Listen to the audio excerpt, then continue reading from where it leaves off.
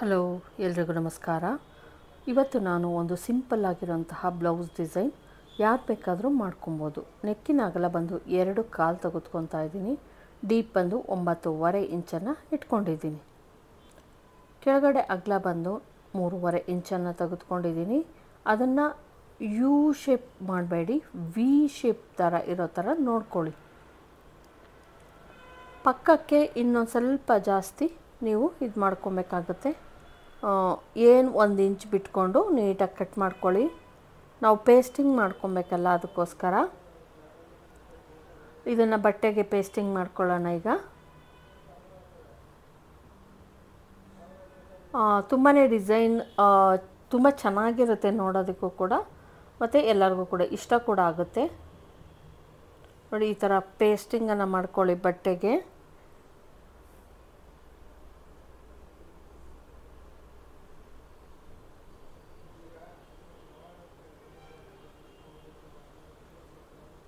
ಸ್ವಲ್ಪ ಪೇಸ್ಟಿಂಗ್ ನೀಟಾಗಿ ಮಾಡ್ಕೊಳ್ಳಿ, ಅವಾಗೇನಾಗುತ್ತೆ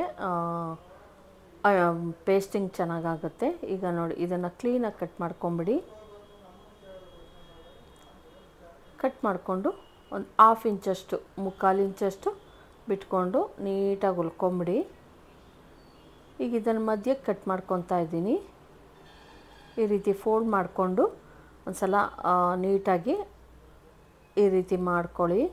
ಈಗ ಇದನ್ನು ಏನು ಲೈನಿಂಗ್ ಅಟ್ಯಾಚ್ ಮಾಡ್ಕೊಂಡಿರ್ತೀವಿ, ಮೇನ್ ಫ್ಯಾಬ್ರಿಕ್ಕು ಮತ್ತು ಲೈನಿಂಗು, ಒಂದು ಗುಂಪಿನ ಹಾಕ್ಕೊತಾ ಇದ್ದೀನಿ. ಕರೆಕ್ಟಾಗಿ ಸೆಂಟ್ರಿಗೆ ನೋಡಿ ಇಟ್ಕೊಳ್ಳಿ.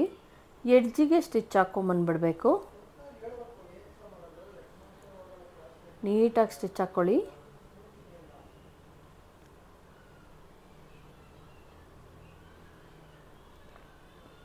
ಈಗ ಕ್ಲೀನಾಗಿ ಕಟ್ ಮಾಡ್ಕೊಂಬಿಡೋಣ.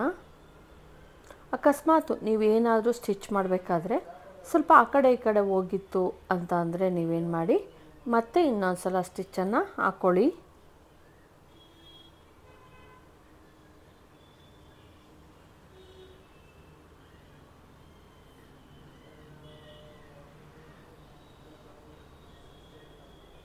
ಇಲ್ಲಿ ನಾನು ಕಚ್ಚನ್ನು ಹಾಕ್ಕೊತಿದ್ದೀನಿ, ಯಾಕಂದರೆ ಉಲ್ಟಾ ತಿರುಗಿಸಿ ಸ್ಟಿಚ್ ಹಾಕಿದಾಗ ನಮಗೆ ಕರೆಕ್ಟಾಗಿ ಬರಲಿ ಅನ್ನೋ ಕಾರಣಕ್ಕಷ್ಟೇ.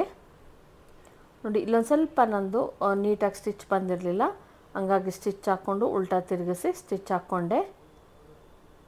ಇಲ್ಲಿ ನಾನು ಡಾಟ್ ಹಿಡಿಯೋದಕ್ಕೆ ಸ್ಟಿಚ್ ಹಾಕ್ಕೊತಾ ಇದ್ದೀನಿ. ಈ ರೀತಿ ಹಾಕೋದ್ರಿಂದ ನಿಮಗೆ ಲೈನಿಂಗ್ ಮತ್ತು ಮೇನ್ ಫ್ಯಾಬ್ರಿಕ್ ಎರಡೂ ಕೂಡ ಸಿಗುತ್ತೆ. ನಮಗೆ ಸ್ಟಿಚ್ ಹಾಕೋದಕ್ಕೆ ಡಾಟ್ ಹಿಡಿಬೇಕಾದ್ರೆ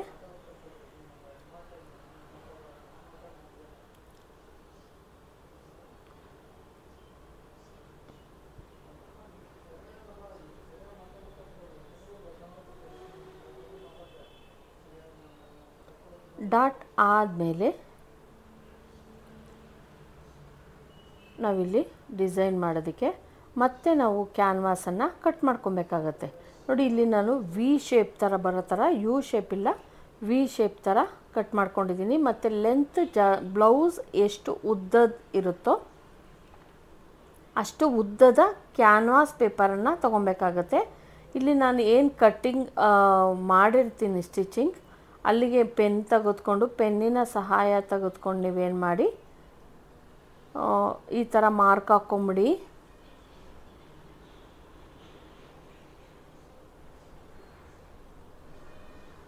ಸೆಂಟರ್ ಪಾಯಿಂಟ್ ಅಂದ್ಬಿಟ್ಟು ನಾನು ಒಂದು ಮಾರ್ಕನ್ನು ಹಾಕ್ಕೊಂಡೆ.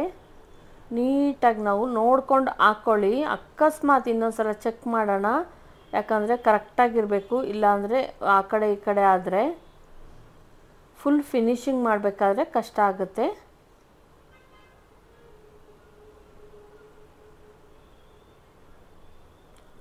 ಬ್ಲೌಸ್ ಲೆಂತ್ ಎಷ್ಟಿದೆಯೋ ಅಷ್ಟನ್ನು ಕೂಡ ನಾನಿಲ್ಲಿ ಮಾಡ್ಕೊತಾ ಇದ್ದೀನಿ. ಮತ್ತು ಇಲ್ಲಿ ಟೇಪ್ ತಗೊಂಡು ಅಳತೆ ಮಾಡ್ಕೊಳ್ಳಿ. ಮೇಲ್ಗಡೆ ನಾನು 1.5 ಇಂಚ್ಗೆ ಮಾಡ್ಕೊತಾ ಇದ್ದೀನಿ. ನೋಡಿ, 1.5ಗೆ ಕರೆಕ್ಟಾಗಿ ಮಾಡ್ಕೊಂಡು ಹೋದೆ ನಾನು. ಆಮೇಲೆ ನೆಕ್ಸ್ಟು ಲಾಸ್ಟಲ್ಲಿ 1 ಇಂಚು, 3/4 ಇಂಚು ಹಿಂಗೆ ಕಡಿಮೆ ಮಾಡ್ಕೊಬೇಕಾಗುತ್ತೆ. ನೀವು ಒಂದು ಸ್ಕೆಚ್ ಹಾಕ್ಕೊಳ್ಳಿ ನೀಟಾಗಿ.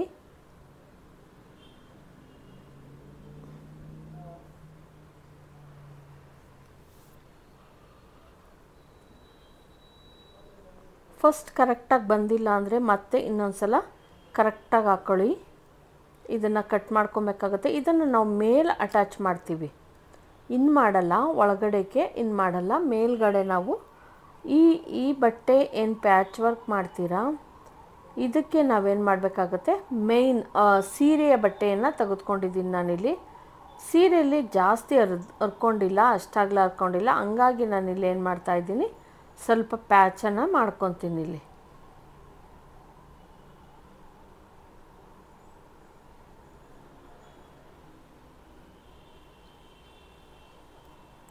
ಈ ರೀತಿ ಪ್ಯಾಚ್ ಮಾಡ್ಕೊಳ್ಳಿ. ನೋಡಿ ಹಿಂಗೆ ಇಟ್ಕೊಳ್ಳಿ, ಕರೆಕ್ಟಾಗಿ ನೋಡಿಕೊಂಡು. ನಾನಿಲ್ಲಿ ಒಂದು ಲೂಸ್ ಸ್ಟಿಚ್ಚನ್ನು ಹಾಕೊಂಬಂದ್ಬಿಡ್ತೀನಿ ಸೆಂಟರ್ಗೆ. ಆಮೇಲೆ ಇದನ್ನು ರಿಮೂವ್ ಮಾಡೋಣ.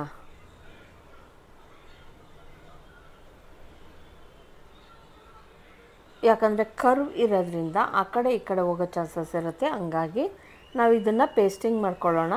ತುಂಬ ಜಾಸ್ತಿ ಈಟೆಲ್ಲ ಹಾಕ್ಕೊಬೇಡಿ, ಸ್ವಲ್ಪ ಈಟನ್ನು ಹಾಕ್ಕೊಳ್ಳಿ.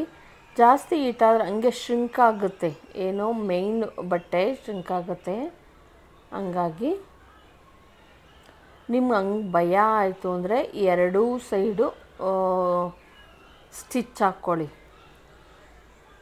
ನೋಡಿ ಈಗ ನಾನು 1/2 ಇಂಚ್ ಅಷ್ಟೇ ಬಿಟ್ಕೊಂಡಿರೋದ್ರಿಂದ ನೋಡಿ ನೀಟಾಗಿ ಟ್ರಿಮ್ ಮಾಡಬೇಕಾದ್ರೆ ಒಂದು 1/4 ಇಂಚ್ ಅಷ್ಟು ಮಾತ್ರ ಬಿಟ್ಕೊಂಡು ಮಿಕ್ಕಿದ್ದನ್ನು ಟ್ರಿಮ್ ಮಾಡಿಕೊಂಡು ತೆಗೆದುಬಿಡಿ.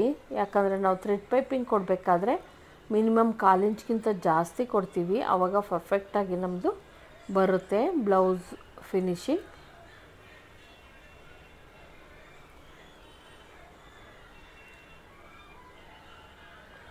ಇಲ್ಲಿ ನಾನು ಥ್ರೆಡ್ ಪೈಪಿಂಗ್ ಕೊಟ್ಕೊತಾ ಇದ್ದೀನಿ.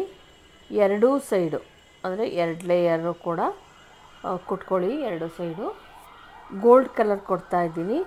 ಮೆರೂನ್ ಕೊಡ್ಬೋದಿತ್ತು, ಮೆರೂನ್ ಕೊಡೋದ್ರಿಂದ ಮತ್ತು ಬ್ಲೌಸ್ ಕಲರ್ ಸೇಮ್ ಇರೋದ್ರಿಂದ ಹೈಲೈಟ್ ಆಗಲ್ಲ ಅನ್ನೋ ಕಾರಣಕ್ಕೆ ನಾನು ಇಲ್ಲಿ ಗೋಲ್ಡನ್ನೇ ಕೊಡ್ತಾಯಿದ್ದೀನಿ. ನೀಟಾಗಿ ಹಿಂಗೆ ಹೊಲ್ಕೊಳ್ಳಿ. ಮತ್ತು ಇಲ್ಲಿ ಕೆಲವೊಂಥವು ಏನಾಗಿರುತ್ತೆ ಅಂದರೆ ಬಂದಿರಲ್ಲ, ಏನೂ ಅಟ್ಯಾಚ್ ಆಗಿರಲ್ಲ ಇದು ಕ್ಯಾನ್ವಾಸು. ಹಂಗಾಗಿ ಇಲ್ಲಿ ಗುಂಡ್ಪಿನನ್ನು ಹಾಕ್ಕೊಂಬಿಡಿ. ನಾನಿಲ್ಲಿ ಅಳತೆ ನೋಡ್ಕೊತಾ ಇದ್ದೀನಿ. ಓಕೆ, ಕರೆಕ್ಟಾಗಿದೆ. ಹಂಗಾಗಿ ಬೇಕು ಅಂದರೆ ನಾವಿಲ್ಲಿ ಮೊದಲೇನೇ ನಾನಿಲ್ಲಿ ಥ್ರೆಡ್ ಪೈಪಿಂಗ್ ಕೊಡ್ತಾಯಿದ್ದೀನಿ ಔಟ್ ಸೈಡಿಂದನೇ, ಒಳಗಡೆಯಿಂದ ಇನ್ವಿಸಿಬಲ್ ಏನಲ್ಲ.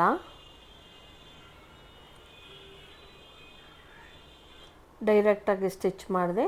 ಮತ್ತು ಇನ್ನೊಂದು ಪಕ್ಕಕ್ಕೆ ಸ್ಟಿಚ್ಚನ್ನು ಹಾಕ್ಕೊಳ್ಳಿ. ಒಂದು 1/4 ಇಂಚ್ಗೆ ಹಾಕ್ಕೊಳ್ಳಿ. ನೀವು ಬೇಕು ಅಂದರೆ ಇಷ್ಟೇ ಬಿಟ್ಕೊಬೋದು, ಇಲ್ಲ ಅಂದರೆ ಏನು ಮಾಡ್ಬೋದು ಅಂದರೆ ಮತ್ತೆ ಬಯಾಸ್ ಟೇಪ್ ಅಂತ ಏನು ಮಾಡ್ತೀವಿ ಆ ಥರ ಸೇಮ್ ಸೀರೆ ಕಲರ್ನ ಬೇಕಾದರೂ ಕೊಡ್ಬೋದು. ನಾನು ಆಮೇಲೆ ಕೊಟ್ಟೆ, ಫಸ್ಟು ನಾನು ಕೊಡಲಿಲ್ಲ, ಥ್ರೆಡ್ ಪೈಪಿಂಗ್ ಓಕೆ ಸಾಕಾಗುತ್ತೆ ಅಂತ. ನೋಡಿ ಇಲ್ಲಿ ಅಳತೆ ನೋಡ್ಕೊತಾ ಇದ್ದೀನಿ, ಇನ್ನೊಂದು ಸಲ ಅಳತೆ ಕರೆಕ್ಟಾಗಿದೆ. ಇಲ್ಲಿ ನಾನು ಸ್ಟಿಚ್ ಹಾಕ್ಕೊತಾ ಇದ್ದೀನಿ. ನೀಟಾಗಿ ನೋಡಿಕೊಂಡು ಸ್ಟಿಚ್ ಹಾಕ್ಕೊಳ್ಳಿ.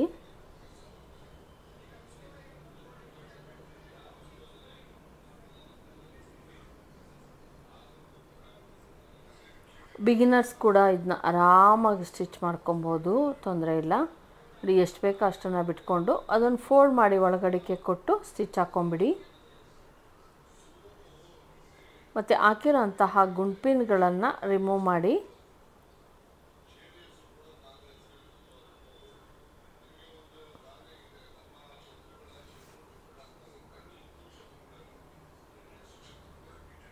ನೀವು ಬೇಕು ಅಂದರೆ ಇದನ್ನು ಏನು ಮಾಡ್ಬೋದು, ಐರನ್ ಮಾಡ್ಬೋದು, ಅವಾಗ ಇನ್ನೂ ಚೆನ್ನಾಗಿ ನಮ್ಮದೇನು ಪಟ್ಟಿ ಇರುತ್ತೆ ಅದು ಕೂರುತ್ತೆ.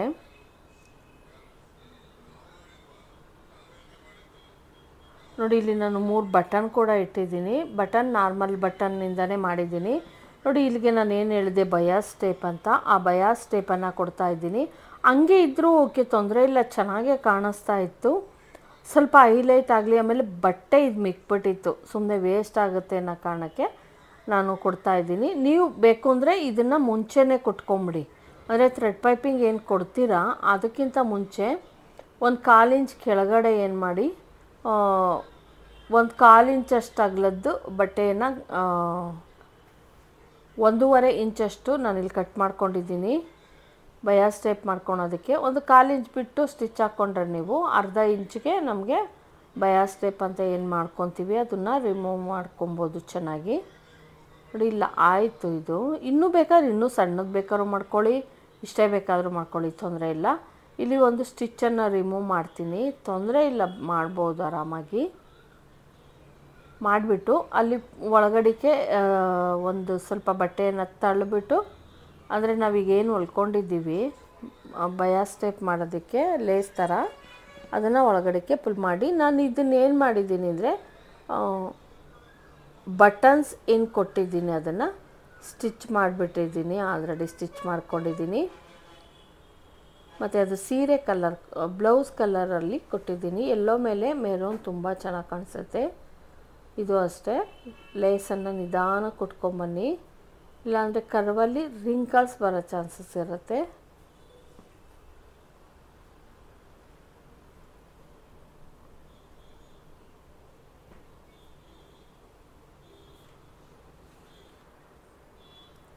ನೋಡಿ ಈ ರೀತಿ ನೀಟಾಗಿ ಸ್ಟಿಚ್ ಮಾಡ್ಕೊಳ್ಳಿ.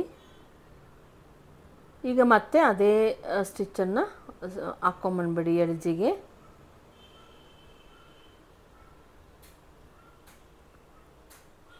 ನೀಟಾಗಿ ಕರ್ವನ್ನು ನೀಟಾಗಿ ತಿರುಗಿಸ್ಕೊಳ್ಳಿ, ತೊಂದರೆ ಇಲ್ಲ.